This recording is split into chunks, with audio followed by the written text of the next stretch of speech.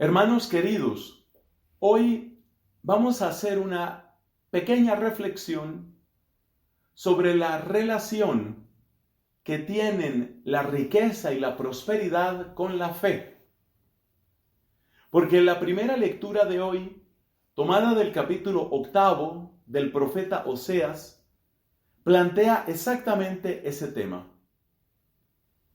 Lo que muestra el texto de Oseas es algo que sucedió en el reino de Israel.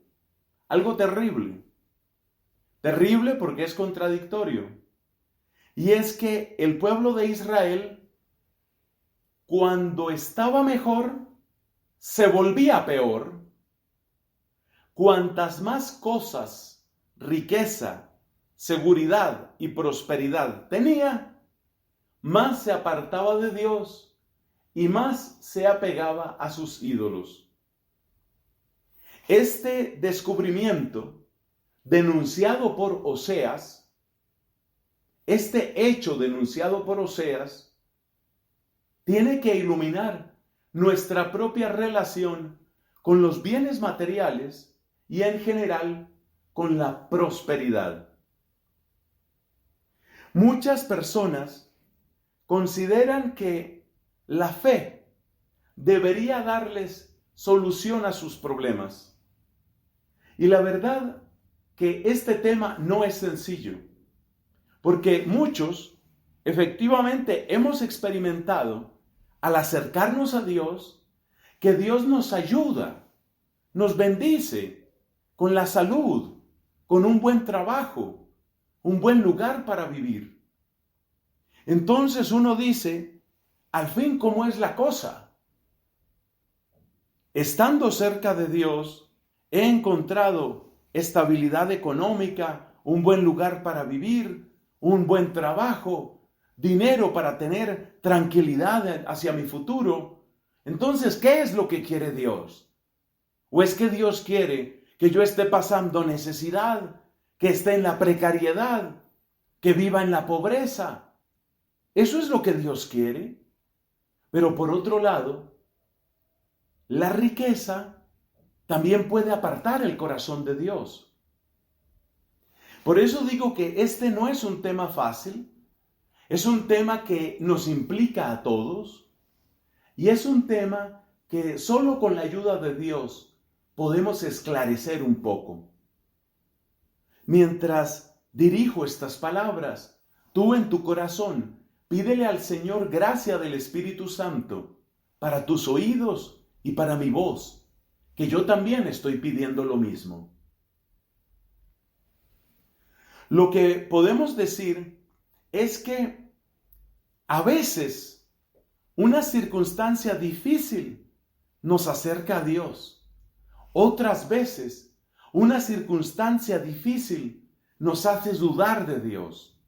Concretamente, la pobreza en cuanto a carencia puede ayudar o puede obstaculizar el encuentro con Dios. Y la riqueza puede ayudar o puede obstaculizar. Pero vamos a ver en qué condiciones. Porque no hay una fórmula automática que diga, el cristiano tiene que ganar tanto dinero como mínimo. Pero tampoco hay otra fórmula que diga, el cristiano tiene que ganar tanto dinero como máximo, porque si gana más dinero que eso ya tendrá que ser un corrupto. Más bien lo que uno puede hacer, y es lo que vamos a intentar aquí, es darse cuenta de cuáles son los riesgos que corre nuestra fe y nuestra unión con Dios cuando pasamos por tiempos de escasez. Aquí nos vamos a referir sobre todo a la escasez material, o sea, la pobreza. Pero también lo que vamos a decir se puede aplicar a otras condiciones, a otras circunstancias de la vida humana. Por ejemplo, cuando decimos que una persona tiene mala salud, uno puede decir su salud ha sido pobre, o uno puede decir es una persona que es muy pobre en su ánimo, en su espíritu, en su impulso, una persona como pobre de ganas. Pero repito, Aquí nos vamos a referir en primer lugar a los bienes materiales. Entonces, tratemos de examinar con la guía de la palabra de Dios cuáles son esas posibles ventajas y posibles desventajas tanto de la pobreza como de la riqueza. ¿Cuáles son las posibles ventajas que tenga la pobreza? Bueno, no hace mucho, en este mismo espacio, hacíamos una predicación a la cual los remito amablemente, una predicación sobre el desierto. Y recordábamos cómo, en los tiempos de desierto, el pueblo de Israel fue más fiel a Dios. ¿Por qué? Porque el tiempo de desierto hace que los ídolos queden atrás, hace que yo conozca más mi propia necesidad y hace que más fácilmente me apegue al Señor. He escuchado historias muy interesantes en las ocasiones en que he podido prestar algún servicio misionero en países que reciben migrantes, a veces legales, a veces por caminos llamados ilegales.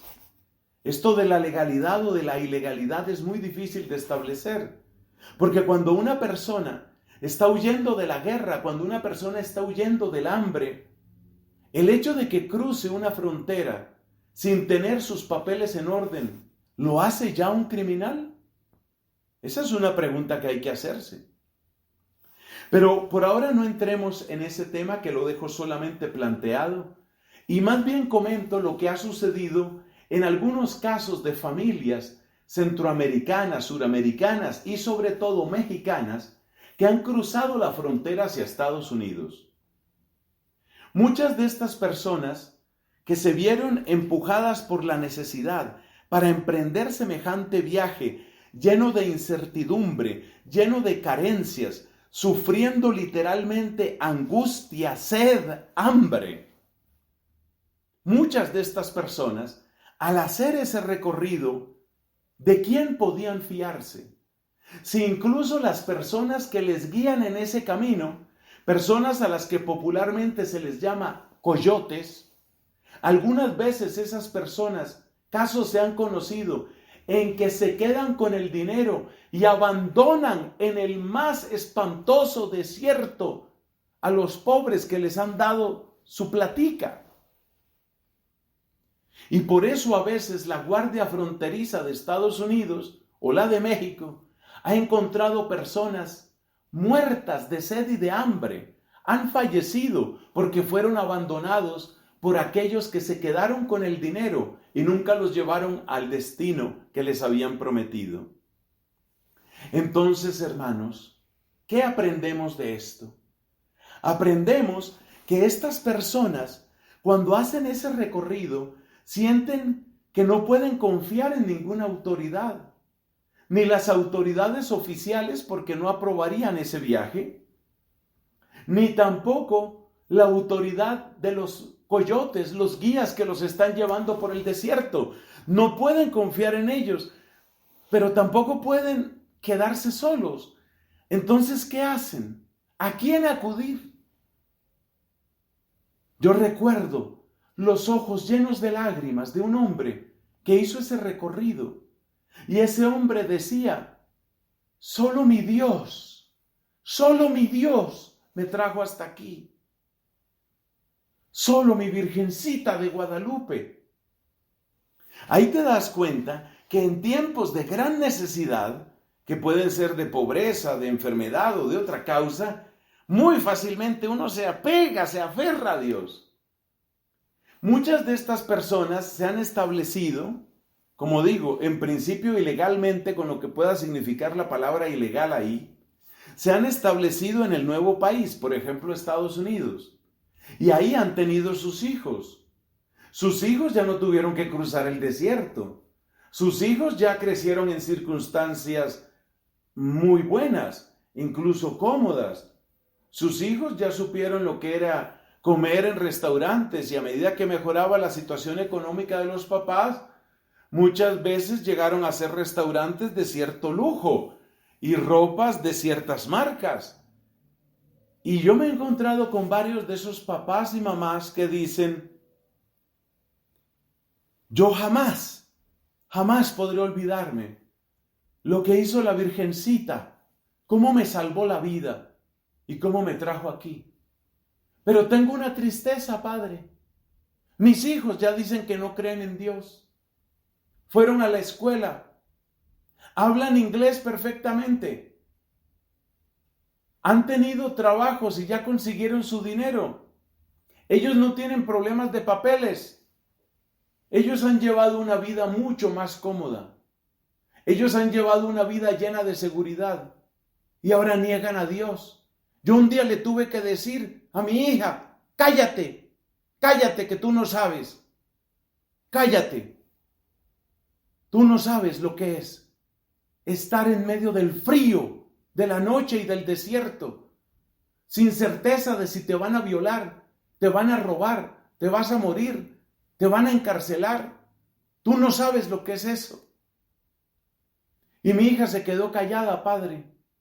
Se quedó callada, pero ella sigue diciendo que es atea. Ahí está. Ahí está el punto. ¿Quiere decir que uno tiene que pasar por esas necesidades extremas? Uno no tiene que nada. Uno no tiene que nada. Hay gente que ha pasado por eso y ha reafirmado su fe en Dios. Hay otras personas que no han pasado por eso y tienen una fe viva en Dios. No se pueden dar normas generales, pero sí se pueden dar advertencias.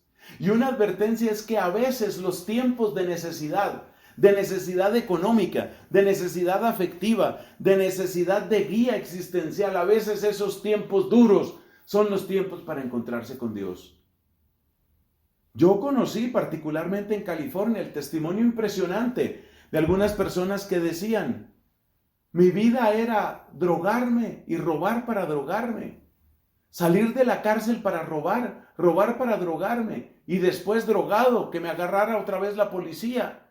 Entré 12, 15. Una vez un muchacho decía, entré más de 20 veces a prisión, dando su testimonio en un congreso católico carismático en California. Entré más de 20 veces a prisión. Pero el Señor, a través de esa miseria que yo estaba viviendo, me salió al encuentro y llegué a creer en Él. Entonces, ¿cuál es la ventaja que pueden tener los tiempos de escasez sin que haya recetas, sin que haya normas absolutas? Pero a veces, y eso te puede pasar a ti, a veces esos tiempos difíciles son los tiempos que nos sacuden, son los tiempos que hacen caer los ídolos, como ya decíamos en la otra predicación. Y por consiguiente, son los tiempos en los que uno puede encontrarse con Dios. ¿Cuál es el problema? El problema está en que a veces las personas caen en desesperación. A veces las personas, con los oídos enrojecidos por el fuego de la boca de Satanás, con los oídos enrojecidos, oyen día y noche el mismo estribillo. ¿Y el mismo estribillo cuál es? El mismo estribillo es, Dios se olvidó de ti. Si Dios existiera, no te pasaría esto. Mira todo lo que rezas y mira la miseria en la que estás.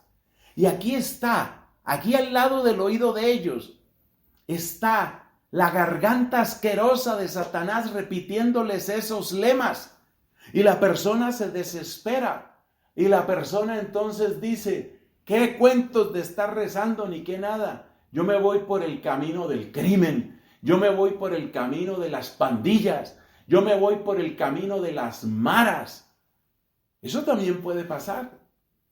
Por eso digo, en esto no hay recetas, pero sí hay advertencias. Ya te aprendiste esa frase. No hay recetas, pero hay advertencias. Y lo que uno tiene que pensar es, si hay escasez, ¿qué puedo hacer para que este momento no me aparte de Dios? Ahora pasemos a hablar un momento de la prosperidad. El peligro de la prosperidad creo que queda muy claro. La persona que abunda en bienes muy fácilmente se vuelve autosuficiente, muy fácilmente, no es forzoso. Otra vez lo repito, no hay recetas, pero sí que existe la triste posibilidad, claro que existe la triste posibilidad de que la persona se llene de arrogancia, se llene de pereza, se llene de dureza. Y a medida que se afianza en su comodidad y en su palacete, en la medida en que se afianza en su mundo cómodo, empieza a cambiar su mente y empieza a mirar al que pasa necesidad como si fuera un fracasado, como si fuera un perezoso, como si fuera culpable de su pobreza. Y entonces no solo se llena de soberbia, sino que se llena también de indiferencia hacia los demás. Estos peligros son evidentes y son muy claros y muy frecuentes. Por eso, alguien decía, hay que tenerle más miedo a la abundancia que a la escasez cuando se trata de la vida cristiana. Y hay una anécdota muy bella, algo que le sucedió a nuestra amiga Catalina de Siena. En alguna oportunidad se le apareció el Señor y le ofreció 2 coronas. Una corona era corona de espinas, semejante a la que el mismo Señor tuvo que llevar en su cabeza. La otra era una corona perfumada, donde había rosas sin espinas. Y poniendo las 2 coronas ante los ojos de ella, le dijo Jesús, ¿cuál de las 2 quieres? Se parece mucho al tema que estamos comentando hoy. Y la respuesta de Catalina de Siena quedó grabada en mi memoria. Casi literalmente sus palabras fueron estas: sea en todo servida tu santísima voluntad. Pero si me das a escoger a mí, me parece más segura la de espinas. No dijo que fuera más suave, ni que fuera más agradable, ni que le diera mayor gusto. Dijo, es la más segura. Es la más segura.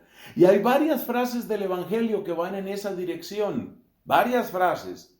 Así, por ejemplo, Jesús dice, qué angosto es el camino que lleva a la salvación, y pocos dan con él. Qué ancha es la vía que lleva a la perdición, y muchos van por ella. Y cuando Jesús nos habló de tomar la cruz para seguirle, indudablemente no estaba pensando en una vida llena de comodidades donde todos los problemas están resueltos.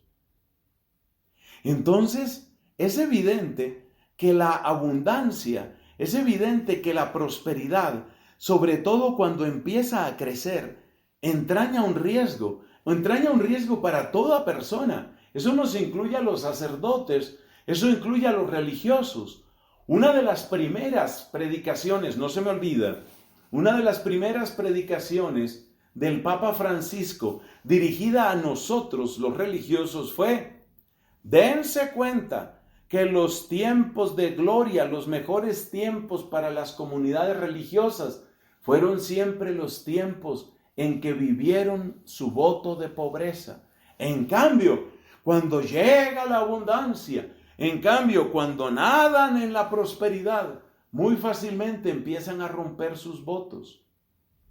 Entonces esto vale para todo cristiano, religioso o no religioso, laico, sacerdote, vale para todos, cuidado. Pero ¿en qué sentido los bienes de este mundo nos pueden hacer bien? Los bienes de este mundo nos pueden hacer bien si nosotros los recibimos con agradecimiento, si mantenemos un criterio de sobriedad y si los empleamos para hacer bien a otras personas. Es decir, para que las cosas de este mundo no se adueñen de ti hasta el punto de hacerte daño, es necesario bautizarlas con este triple bautismo. Bautizarlas, digo entre comillas, claro está. Hay que darles un bautismo a las cosas que recibimos. Ese bautismo, que así llamo yo, consiste en 3 cosas.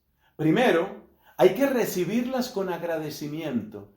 Agradecer a Dios, que es el que nos permite todo lo bueno que tengamos. Y algunas cosas buenas indudablemente tenemos. ¿Tienes talentos?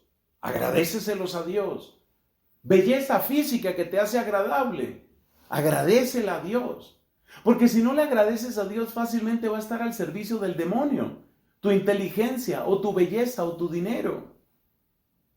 Agradecer a Dios y poner en su presencia lo que tenemos en términos de salud, talentos, dones, carismas, riqueza.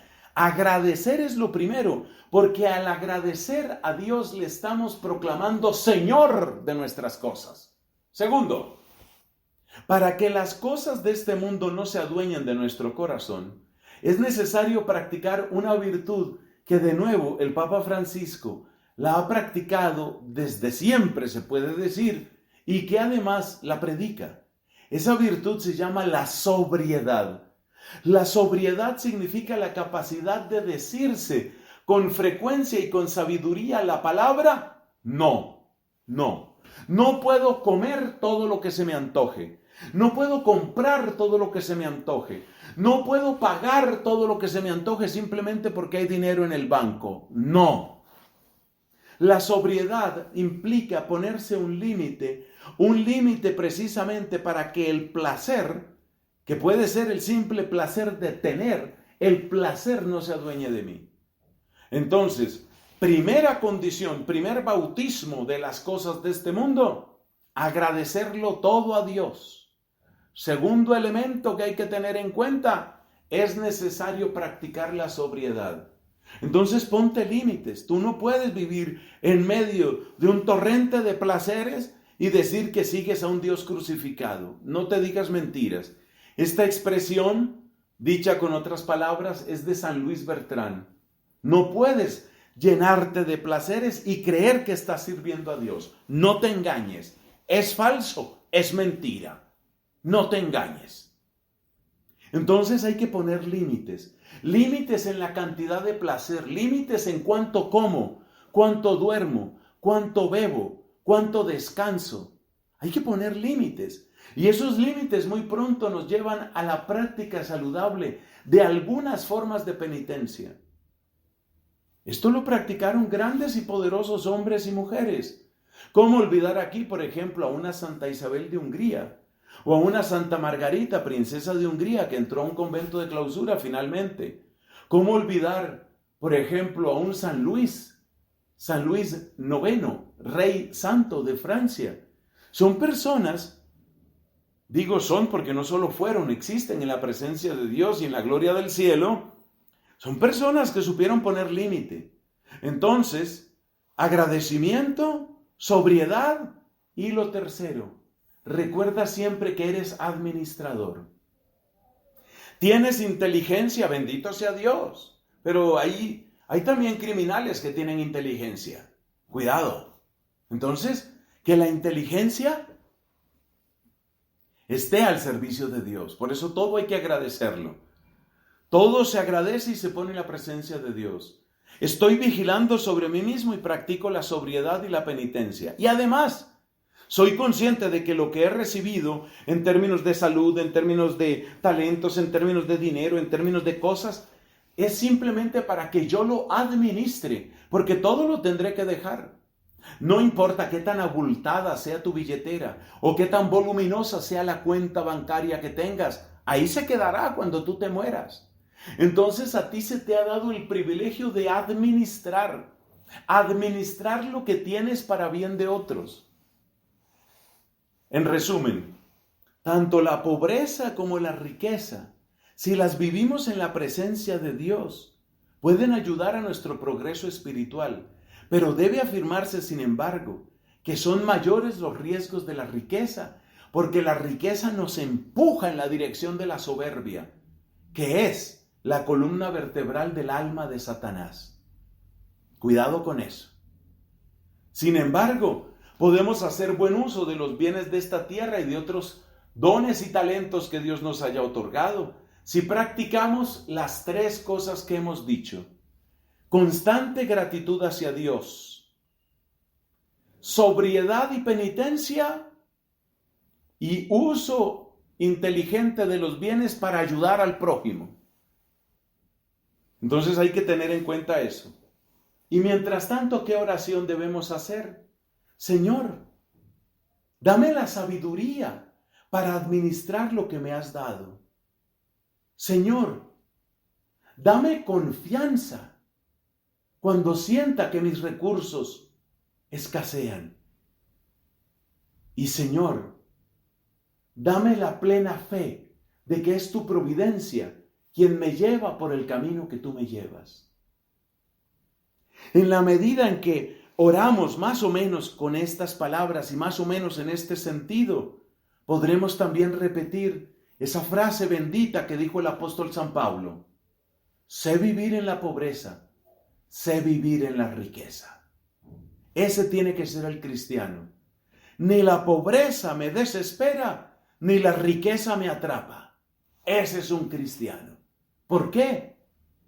No me desespero porque creo en la providencia y no soy idólatra porque adoro al único Dios verdadero. Amén.